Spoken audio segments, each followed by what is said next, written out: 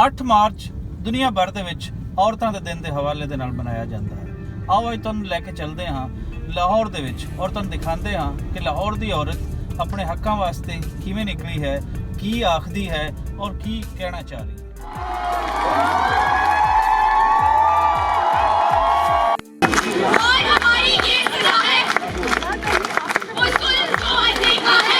ਉਹਨਾਂ ਨੂੰ ਤਾਂ ਕੁਝ ਨਹੀਂ ਕਹਿਣਾ, ਉਹ ਆਪਣੀ ਕਰਨੀ ਕਰਦੇ ਪਏ ਨੇ, ਅਸਾਂ ਆਪਣੀ ਕਰਨੀ ਹੈ ਤੇ ਅਸਾਂ ਆਪਣਾ ਕੰਮ ਜਾਰੀ ਰਹਿਣਾ, ਕਿਉਂਕਿ ਉਹਨਾਂ ਨਾਲ ਇੰਗੇਜ ਕਰਾਂਗੇ ਤੇ ਉਹਨਾਂ ਨੇ ਕਦੋਂ ਔਰਤ ਨੂੰ ਆਜ਼ਾਦ ਜੀ ਹੋਣ ਦਿੱਤਾ ਹੈ ਤੇ ਉਹਨਾਂ ਦੇ ਨਾਲ ਮੈਂ ਤਾਂ ਕੋਈ ਗੱਲ ਨਹੀਂ ਕਰਨਾ ਚਾਹੁੰਦੀ। ਮਲ ਵਿਹਾਰ ਨੂੰ ਖਤਮ ਹੋਣਾ ਚਾਹੀਦਾ, ਜਿਹਦੇ ਵਿੱਚ ਕਿਸੇ ਕੋਲ ਵੀ ਇੰਨਾ ਜ਼ਿਆਦਾ ਮਲ ਨਾ ਹੋਵੇ ਕਿ ਕੋਈ ਜਿਹੜਾ ਹੈ ਉਹ ਰੋਟੀ ਟੁੱਕਰ ਤੋਂ ਰਹਿ ਜਾਏ। ਤੇ ਔਰਤ ਵੀ ਇਸ ਲਈ ਆਜ਼ਾਦ ਉਦੋਂ ਤੱਕ ਨਹੀਂ ਹੋ ਸਕਦੀ ਜਦੋਂ ਤੱਕ ਇਹ ਪੂਰਾ ਨਿਜ਼ਾਮ ਨਹੀਂ ਉਲਟਾਇਆ ਜਾ ਸਕਦਾ, ਤੇ ਇਹ ਨਿਜ਼ਾਮ ਵੀ ਉਦੋਂ ਤੱਕ ਨਹੀਂ ਉਲਟਾਇਆ ਜਾ ਸਕਦਾ ਪੂਰਾ ਜਦੋਂ ਤੱਕ ਔਰਤ ਨੂੰ ਸ਼ਾਮਿਲ ਨਹੀਂ ਤੁਸੀਂ ਕਰੋਗੇ। ਇਹ ਇਨਕਲਾਬ ਜਿਹਨੂੰ ਕਹਿੰਦੇ ਆ, ਇਹ ਔਰਤ ਦੇ ਬਗੈਰ ਹੋ ਨਹੀਂ ਸਕਦਾ, ਮੈਂ ਨਹੀਂ ਮੰਨਦੀ।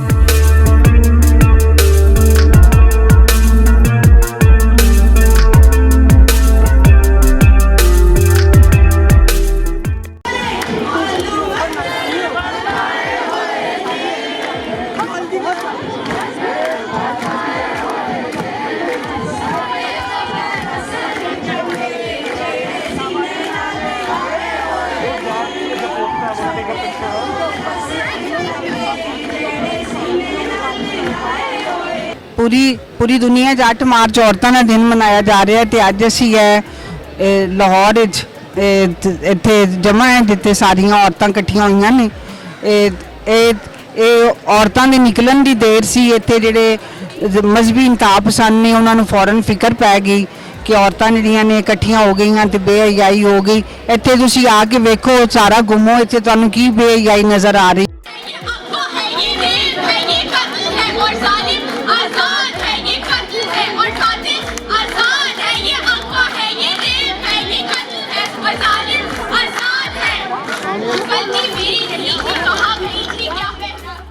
ਜਿਨ੍ਹਾਂ ਮੈਂ ਉਹਨਾਂ ਨੂੰ ਪੜ੍ਹਿਆ ਜਾਂ ਸਮਝਿਆ ਹੈ ਉਹਦੇ ਵਿੱਚ ਤਾਂ ਇਹੀ ਲੱਗਦਾ ਹੈ ਕਿ ਉਹ ਇਨਸਾਨ ਬਣ ਕੇ ਸ਼ਾਇਰੀ ਕਰਦੇ ਨੇ ਤੇ ਇਨਸਾਨ ਦੇ ਵਿੱਚ ਜਣੀ ਤੇ ਜਣੀ ਤੇ ਜਨੇ ਦਾ ਅੰਸਰ ਜਿਹੜਾ ਹੈ ਹਰ ਇਨਸਾਨ ਦੇ ਵਿੱਚ ਜਿਵੇਂ ਥੋੜਾ ਮੌਜੂਦ ਹੈ।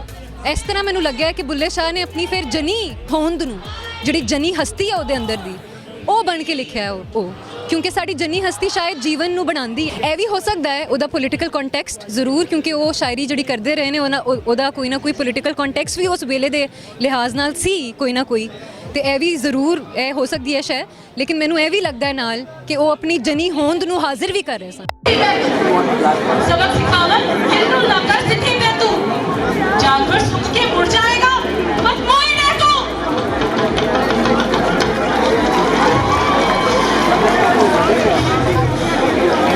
आसमां आई सी पर वो बार यही कहती रही कि मैनू हुण मदद की लोड़ नहीं, मेरे मापे आके आप ही सारा मसला निबेड़ लैणगे।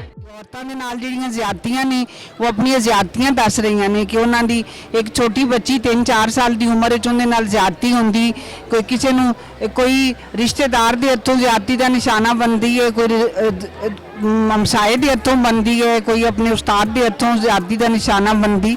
ਤੇ ਔਰਤ ਜਿਹੜਾ ਔਰਤ ਦਾ ਨਾਰਾ ਹੈ ਕਿ ਮੇਰਾ ਜਿਸਮ ਤੇ ਮੇਰੀ ਮਰਜ਼ੀ, ਉਹ ਇਸ ਲਈ ਹੈ ਕਿ ਉਹ ਆਰਾਮ ਨਾਲ ਜਿੱਥੇ ਚਾਹੇ ਉਹ ਜਾ ਸਕੇ। ਉਹਨੂੰ ਇਹ ਡਰ ਨਾ ਹੋਏ ਕਿ ਉਹਨੂੰ ਸੜਕ ਤੇ ਲੰਘਦੇ ਹੱਥ ਫੇਰ ਕੇ ਲੰਘ ਜਾਣਗੇ, ਨਾ ਉਹ ਬੱਸ ਵਿੱਚ ਮਹਿਫੂਜ਼ ਹੈ, ਜੇ ਬੱਸ ਵਿੱਚ ਬੈਠੀ ਹੈ ਇਹਦੇ ਵਿੱਚੋਂ ਉਂਗਲੀਆਂ ਉਹਨੂੰ ਚਲਾਉਣਗੇ।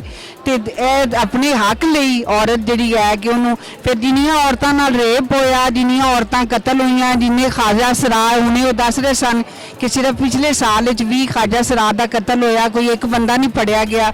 ਜਿਹੜੇ ਜ਼ੁਲਮ ਕਰਦੇ ਨੇ ਉਹਨਾਂ ਨੂੰ ਸਜ਼ਾ ਮਿਲੇ। ਅੱਜ ਦਾ ਤੇ ਜਿਹੜਾ ਉਨਵਾਨ ਹੈ ਉਹ ਵੀ ਇਨਸਾਫ ਹੈ ਤੇ ਇਨਸਾਫ ਮਿਲੇ ਤੇ ਹਾਲਾਤ ਠੀਕ ਹੋਣ। ਤੇ ਇਹ ਸਾਰਾ ਜਿਹੜੀ ਹੈ ਹਾਲਾਤ ਠੀਕ ਕਰਨ ਲਈ ਸਾਨੂੰ ਆਪਣੇ ਘਰ ਤੋਂ ਸ਼ੁਰੂ ਕਰਨਾ ਚਾਹੀਦਾ। ਆਪਣੇ ਘਰ ਦੇ ਅੰਦਰ ਆਪਣੀਆਂ ਭੈਣਾਂ ਧੀਆਂ ਉਹਨਾਂ ਨੂੰ ਬਰਾਬਰ ਦਾ ਇਨਸਾਨ ਸਮਝੋ। ਖਾਲੀ ਧੀਆਂ ਔਰ ਭੈਣਾਂ ਦੇ ਰਿਸ਼ਤੇ ਦੀ ਬਜਾਏ ਸਮਝੋ ਕਿ ਔਰਤ ਹੈ ਤੇ ਉਹ ਇੱਕ ਉਹਦੀ ਆਪਣੀ ਸ਼ਨਾਖਤ ਹੈ ਤੇ ਉਹਦੀ ਆਪਣੀ ਜ਼ਿੰਦਗੀ।